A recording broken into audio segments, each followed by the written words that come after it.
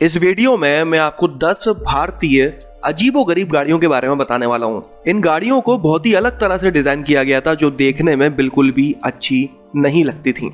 इन गाड़ियों को देखकर लगता था कि इन्हें बनाया ही क्यों गया है। जिस किसी ने भी इन गाड़ियों को डिजाइन किया है उसने क्या सोच समझकर इन्हें इस तरह से डिजाइन किया है, और डिजाइन किया तो किया, लेकिन क्या सोचकर इन्हें लॉन्च किया।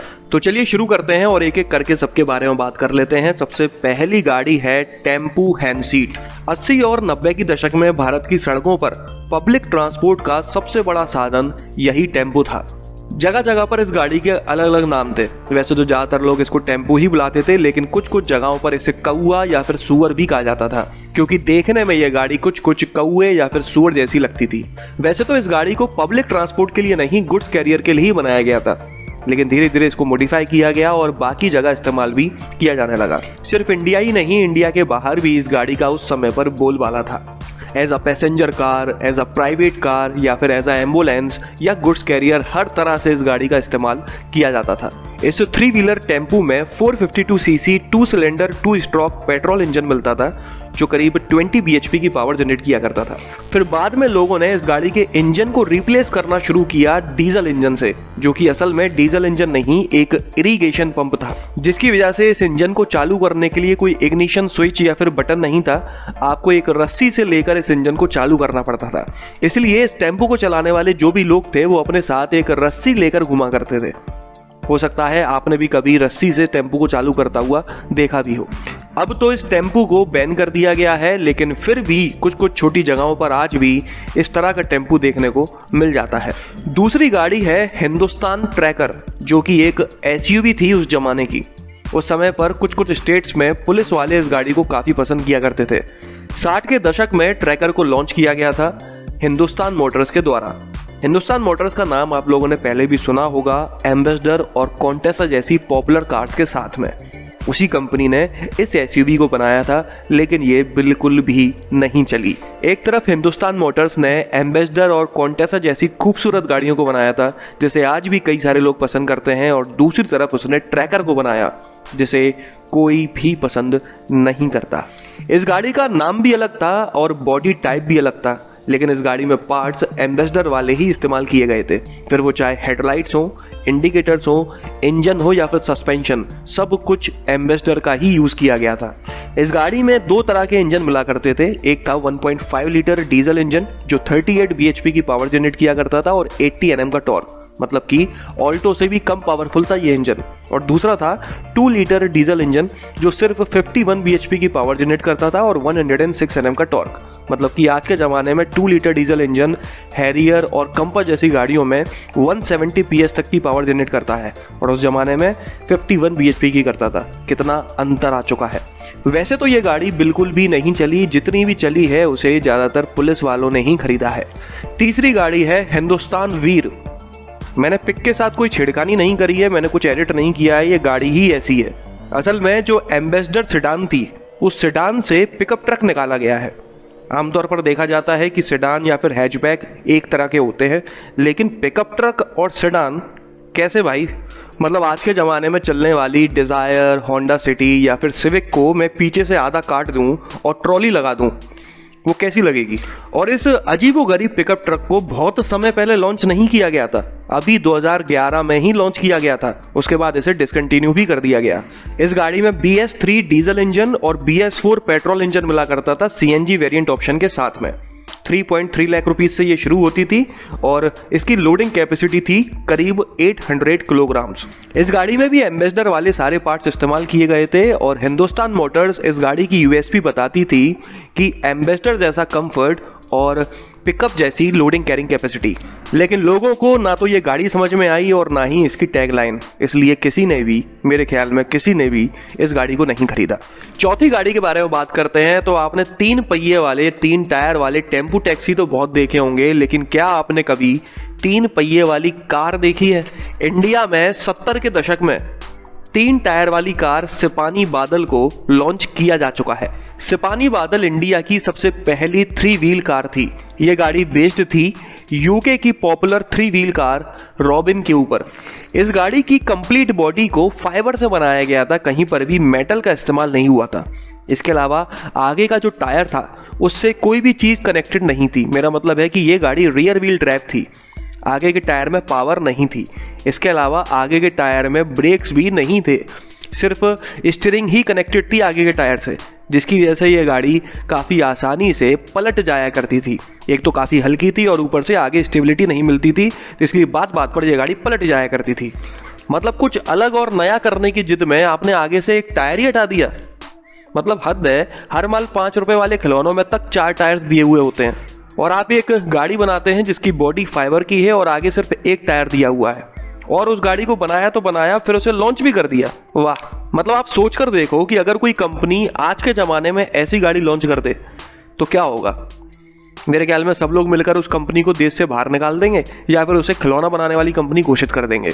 जब इस गाड़ी को बिल्कुल भी रिस्पॉन्स नहीं मिला तो आगे से हटाए हुए टायर को वापस से लगा दिया और इस गाड़ी का नाम रख दिया बादल 4। 5वीं गाड़ी है टाटा स्पेशियो।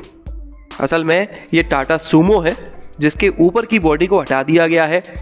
रूफ, डोर्स, हर चीज़ फाइबर के बने हुए हैं। टाटा ने इस गाड़ी में इंजन तो काफ़ी बड़ा दिया, लेकिन वो पावरफुल नहीं था। 3 लीटर डीजल इंजन मिलता था जो सिर्फ 65 bhp की पावर जनरेट करता था।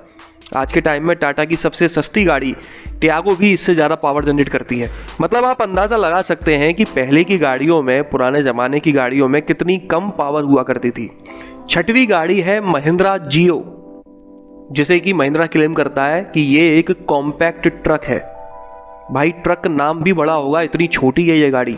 हो सकता है इन इमेजेस में आपको ये गाड़ी में कुछ अजीब नज़र नहीं आ रहा हो, लेकिन जब आप इसे सामने से देखते हैं तो ये काफ़ी छोटी गाड़ी थी। इस गाड़ी को एज अ लोडिंग या फिर एज अ कैब की तरह इस्तेमाल करने के लिए बनाया गया था, लेकिन लोगों ने इस गाड़ी को बिल्कुल भी नहीं खरीदा। इस गाड़ी की यूएसपी थी कि इस तरह की लोडिंग्स में ज़्यादातर 3 टायर देखने को मिलते हैं, जबकि इसमें 4 टायर दिए हुए थे। इसके अलावा इस गाड़ी का माइलेज भी काफ़ी अच्छा था, 27 kmpl। 442 CC single cylinder diesel engine मिलता था जो 9 bhp की पावर जनरेट करता था और 21 Nm का टॉर्क। ये गाड़ी कितनी छोटी थी, इसका कर्व वेट देखकर आप थोड़ा अंदाज़ा लगा सकते हैं। इसका वजन था सिर्फ 610 किलोग्राम्स। हाल फिलहाल तो इस गाड़ी को डिसकंटिन्यू कर दिया गया है। हो सकता है आपको कभी कभार ये गाड़ी कहीं घूमते घामते दिख जाए, तब आप जरूर देखिएगा कि ये कितनी छोटी थी। 7वीं गाड़ी है पोलरिस मल्टिक्स। इस गाड़ी को आइचर मोटर्स और पोलरिस इंडिया ने मिलकर बनाया था। मतलब मिलकर आपने ये बनाया। इस गाड़ी को बनाया गया था as a people carrier, cargo carrier और एज अ पावर जनरेटर। ये गाड़ी 3 किलोवाट तक की इलेक्ट्रिसिटी जनरेट कर सकती थी। फैमिली और बिजनेस पर्पस दोनों को ही ध्यान में रखते हुए इस गाड़ी को बनाया गया था। अब इस गाड़ी को देखकर बिजनेस पर्पस तो कुछ हद तक मुझे समझ में आता है, लेकिन फैमिली कैसे? इस गाड़ी के लुक्स को देखकर ऐसा लगता है कि किसी ऐसे बंदे ने इसको डिज़ाइन किया है जो अपनी ज़िंदगी में काफ़ी कुछ बड़े बड़े काम करना चाहता था, लेकिन कभी उसे मौका नहीं मिला। जब उसे एक छोटी सी गाड़ी डिज़ाइन करने को मिली तो उसने अपनी पूरी ज़िंदगी भर की कला एक ही गाड़ी में डाल दी और फिर बन के तैयार हुई पोलरिस मल्टिक्स। जितना अजीबोगरीब इसका नाम है, उतनी ही अजीबोगरीब इसकी शक्ल भी है। इस गाड़ी में 511 सीसी का डीजल इंजन दिया जाता था जो 9.78 bhp की पावर जनरेट करता था और 27.1 Nm का टॉर्क। लेकिन इस गाड़ी की एक गजब की बात थी, वो ये कि अच्छी से अच्छी एसयूवी इसकी इतनी ग्राउंड क्लियरेंस नहीं होती जितनी इसकी थी। इसमें आपको 225 mm की ग्राउंड क्लियरेंस दी जाती थी। मार्केट में रिस्पॉन्स इस गाड़ी को कुछ खास मिला नहीं और मार्च में आके इसको डिसकंटिन्यू भी कर दिया गया। 8वीं गाड़ी है जुगाड़। जुगाड़ का मतलब तो इंडिया में लगभग हर कोई समझता है, लेकिन फिर भी मैं बता देता हूं। जुगाड़ का मतलब होता है जुगाड़। बस किसी भी तरह से कैसे भी अपना काम निकला है उसे जुगाड़ कहते हैं। इसे कुछ कुछ जगहों पर चकड़ा या फिर कुछ और नाम से भी बुलाया जाता था। ये कोई गाड़ी नहीं है, इसे किसी कंपनी ने नहीं बनाया, इसे लोगों ने ही बना लिया अपना काम निकालने के लिए। ये गाड़ी किसी भी एक डिजाइन की नहीं होती और ना ही इस गाड़ी में कभी कोई एक ही इंजन लगा होता है। जुगाड़ से मतलब है कि कहीं से इंजन उठाया, कहीं से बॉडी बनवाई, आगे जाके उल्टे हाथ पे चौराहे के बगल में रहने वाले कल्लू से बॉडी बनवा ली, उस कॉलोनी में पड़ा हुए इंजन को उठाया, दोनों को लगाया और जुगाड़ तैयार है। अपनी पुरानी मोटरसाइकिल के इंजन को लगा लिया, पीछे ट्रॉली लगवा ली या फिर पीछे सीट्स लगवा के लोगों को बैठाल के पैसा कमाने लगे, या फिर जनरेटर लगा लिया। गन्ने के रस की दुकान साथ में चिपका ली और साथ में अपने लोगों को बैठाने की जगह भी निकाल ली।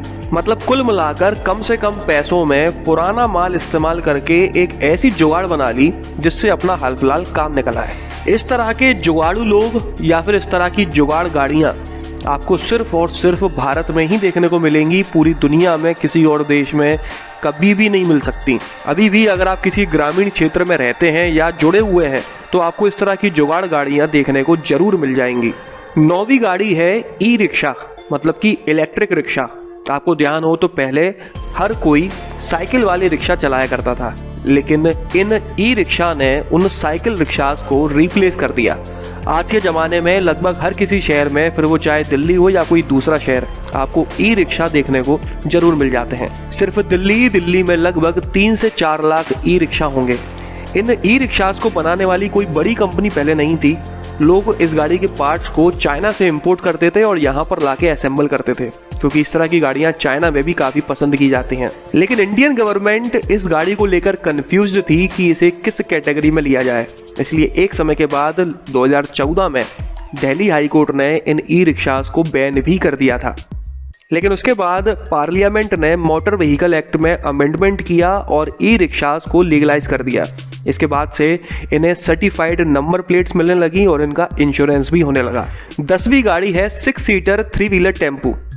कहने को तो ये 6 सीटर है, लेकिन इसमें 8 से 10 लोग काफी आराम से बैठ जाते हैं। हालांकि बैठाने वाले तो 12-15 लोग तक बैठा लेते हैं। ये टेम्पू सड़कों पर काफी आसानी से देखने को मिल जाते हैं। हो सकता है आप इन टेम्पू में हाल फिलहाल बैठ भी चुके हों। विक्रम और फोर्स मोटर जैसी कंपनीज इस तरह के टेम्पू बनाती हैं। इनमें लगभग 522 सीसी का डीजल इंजन दिया हुआ होता है, जो करीब 9.78 bhp की पावर जनरेट करता है और 27 Nm का टॉर्क जनरेट करता है। तो बस यही वो कुछ 10 अजीबोगरीब गाड़ियां थी। हालांकि ऐसी गाड़ियां और भी हैं, लेकिन वो मैं आपको फिर कभी किसी दूसरे वीडियो में बताऊंगा। तो चलिए, इस वीडियो में तो बस इतना ही। अगर आपको ये पसंद आया हो तो इसे लाइक कर दीजिएगा, इस चैनल को सब्सक्राइब कर लीजिए और बेल आइकन को दबाना बिल्कुल ना भूलना। आपका दिन शुभ रहे। धन्यवाद।